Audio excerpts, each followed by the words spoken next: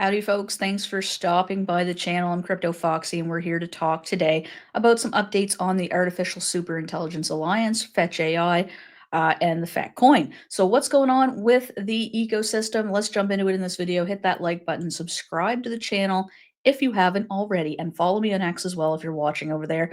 I post on both platforms. I try to keep you guys up to date with up to date with everything Artificial Superintelligence Alliance, just to make sure you guys are in the know and you're aware of what's going on with your investment. So let's take a quick look at what's going on. This is a long article. I'm going to cover everything mostly briefly because I do usually do specific videos on some of this stuff, and I'll let you guys know if I've done a video on it, and you can kind of go back and watch that if you want more information, so to speak. And I'll also share this article with you guys so you can go on and take a look at some of their extra stuff that they have linked here as well. Now, this edition covers the stretch from July 9th to August 4th. They're starting to do these bi-weekly updates, and I'm really liking them because it's really easy for me to put together content for you guys and pull everything from a legitimate source, and which I try to do anyways. However, this is everything all together, right? So it's a nice 2-week update of everything that's been going on.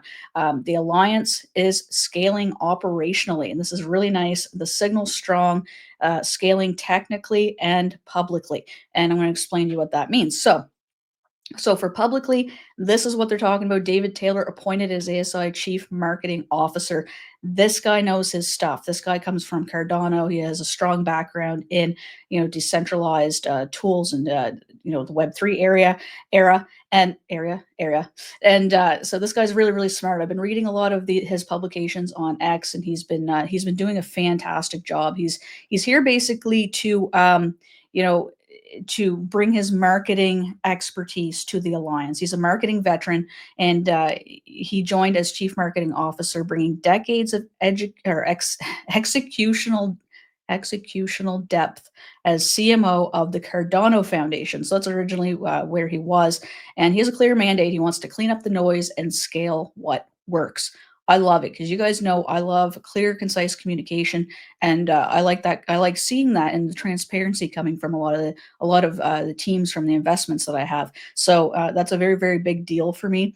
Um, you know, Being able to communicate and keep your audience and your community up to date on what's going on is a very big deal to me. So in AI and Web3, we've had enough promising. Now it's time to deliver. He's sending a clear message to everybody that ASI is scaling, and they are going to be bringing their A game. So Taylor is dialing in consistency and supporting long-term adoption and ecosystem clarity. So these are a few of the, like I said, he published a few articles, and I've been reading them.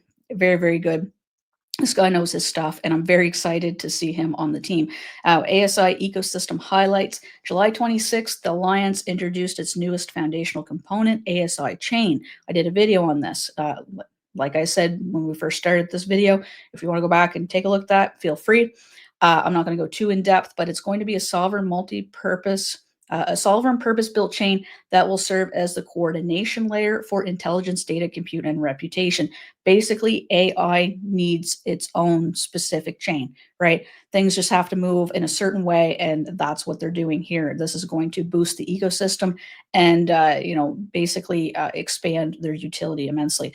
Now, ASI Chain is being developed to unify infrastructure across partner networks, facilitate agent coordination and verifiable execution, and it's going to support a decentralized economy of AI services. So all that sounds really good to me. I can't wait to hear more and see more. And technical details obviously have yet to be shared, but more information is expected as the rollout advances and they get closer to their testnet. So I'll keep you guys updated, obviously, on that as well. That is something that I've been waiting to hear more about. So ASI builders are keeping the pace high. July 19th, they issued a direct call, fetch.ai did, for developer feedback on supported Python packages within the agentverse. So they're pretty much what they want to do is they want direct feedback by the people who are using it and building on the network. Right? That's smart. So to ensure that the platform evolves with its builders, not just for them, they want to make sure that the tools that they're giving their builders are working for them, and being ease of use and just basically fostering a good building and development environment. So Meeting new agents. Let's take a look at some of the new agents that we have. Live agent count right now is approaching 3 million. This is crazy. 3 million already. I can't believe that. Like, it just seems like not long ago we just hit the 1 million mark and now there's like 3 million. So each new agent brings in practical utility. Here's a few of the newest. There is a coding agent by Crew All NC, multifunctional coding assistant capable of generating code, explaining snippets, debugging, optimizing logic, all through natural language. Now, some of this might be foreign language to you guys. I'm not going to go into great depth of what all these do. I'm just going to give you a brief overview because these could probably be a video in themselves. So, um, image generation agent by High Dream L1 of Shoots AI. This is a simple prompt image agent built to render visual content directly inside the agent first. And as we know, we saw video image or sorry video generation coming to came to ASI 1 as well, so that was something that was really nice to see. I've been playing around with a lot of their image generation and video generation and such. It's a very useful tool. Has a little bit of ways to go yet. However, it's definitely one of the stronger ones that I've been using. I've been basically using ASI 1 for a ton of content. So back to the agents here. Exercise DB agent is a fitness focused agent that taps into the Exercise DB API to recommend workout routines on muscle group, equipment, or body part. Pretty cool. It's like having a flexible personal coach. So that's definitely really interesting. That's something very usable and something that people could use. I know a friend of mine, she was going to a personal trainer, and she was paying upwards to $500 a month just to have this personal trainer on top of her gym membership and everything else. And I was just like, I was blown away. And I mean, I know that they give you a ton of value. However, this could be something that you could save a ton of money on, right? And have it specifically. I know that they're really good at what they do, but having something at your fingertips and where you could actually even do it from home possibly would be even really cool. So, GitHub Repo Analyzer. This scans GitHub repositories and returns key insights on code structure, dependencies, documentation quality, and potential areas for improvement. Now, this is ideal for dev teams, researchers, and grant assessors. Now, Stackflow Agent, that is a developer support agent, lets you query Stack Overflow content directly from the agent first. So that filters answers and all that good stuff. Instead of switching tabs and digging through threads, the agent surfaces useful structured answers right when you need them. Sorry about that. My mouse getting carried away on me here. Open Farm MCP agent pulling from the Open Farm data set. This is cool. Offering step-by-step guidance on growing everything from herbs to tomatoes beyond hobby gardening. This agent lays the groundwork for sustainable local food systems supported by agentic infrastructure.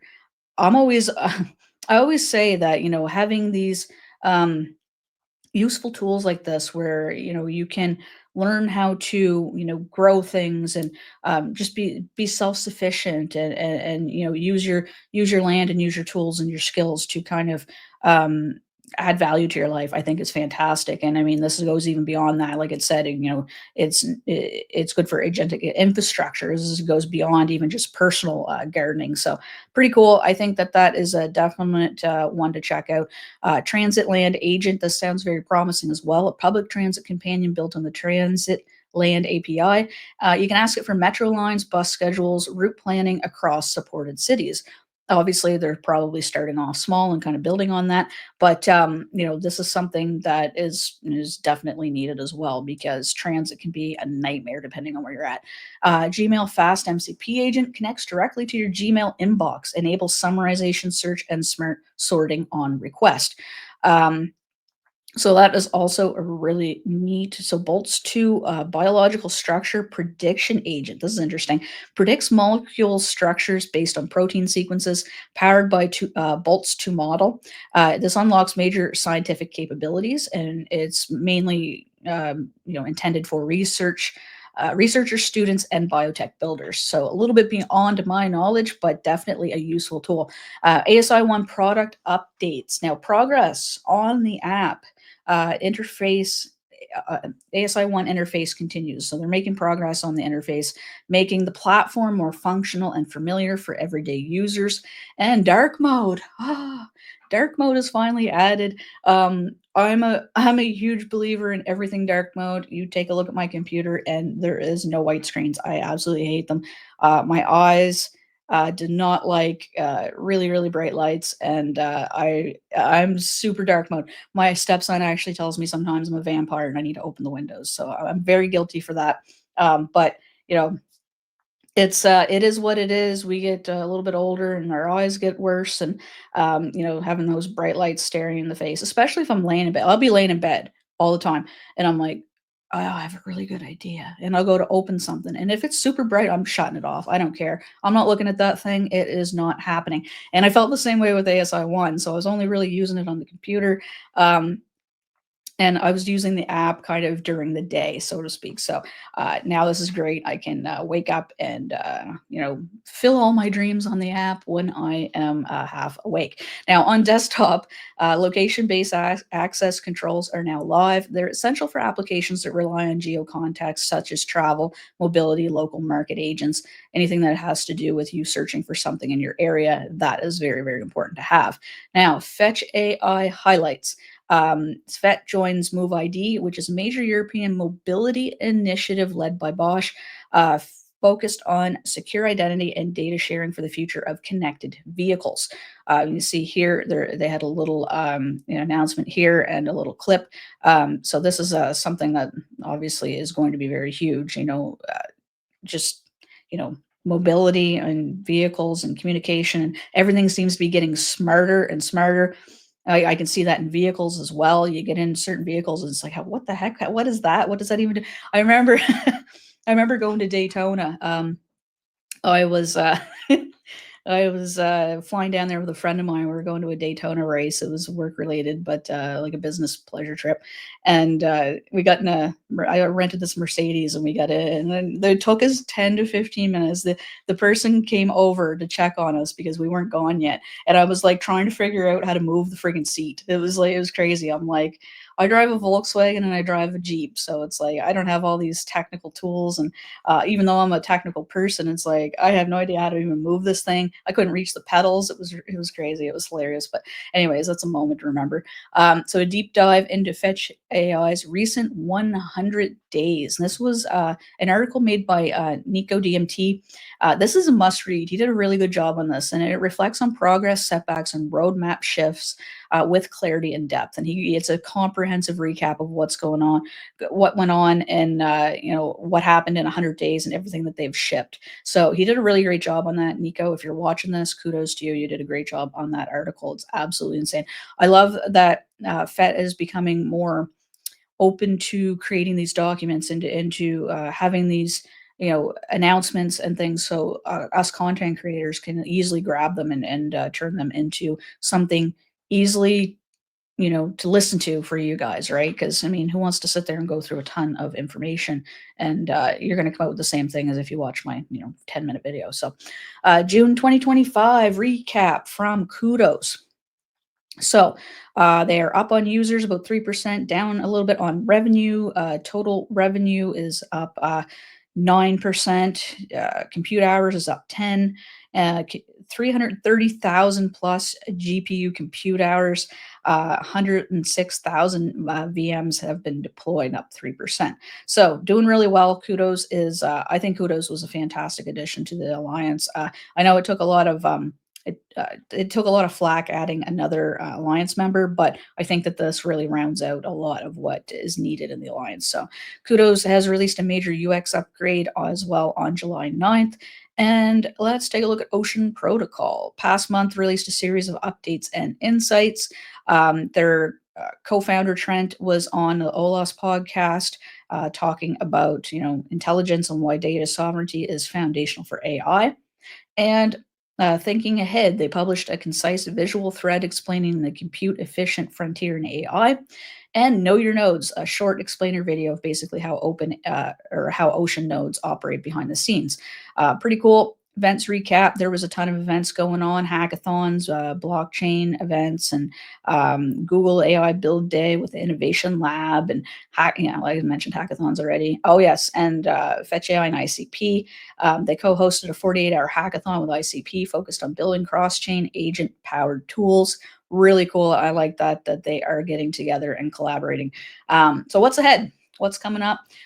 We just had the AGI 25 in Iceland was August 10th to 13th. Really wish I could have went. It wasn't in the cards for me. I had a ton of stuff going on at home, and it's um, just wasn't happening, even though I actually was kind of invited. But where this is where the future of artificial general intelligence takes center stage, and the ETH Global Network, global. The ETH Global New York Hackathon, August 14th to 17th, builders will take ASI tools even further. So, this is a little bit more about the Iceland conference. And so that's pretty much what's going on right now. So, we're waiting on a ton of stuff. I'm waiting on to hear what ASI Chain's bringing, guys. That's what's really exciting me, to be honest with you. I like the idea of them, having an AI chain and just being able to scale that accordingly to what they need, right? I think that's really cool. It's nice seeing some updates from some of the other alliance members as well, and Kudos and Ocean Protocol as well. And we know Singularity Net's been front and center. Ben Gortzel has been all over the place doing all kinds of stuff, speaking and what have you. And that is basically your update for the last 2 weeks, anyways, of what was going on with ASI. I know this video's ran a little bit long, and I have to go drink the rest of my tea. So I'm going to end that here, guys. Let me know down below. Is there anything else that you guys are really excited to see? I'm really interested in hearing what you guys have to say. I'm still bullish on FET. I'm going to tell you guys. I think that this thing, everything's coming together. All the additions that they're making progress on communication.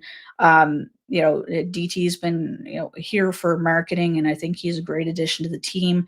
And I'm just very excited to see where this is going to take us. So thanks for tuning in, guys. If you made it to the end of this video, thank you, thank you, thank you. Make sure you hit the like button, and let me know down below what you think of this video, if there's anything I can improve on, and I'll catch you guys in the next one. Thanks.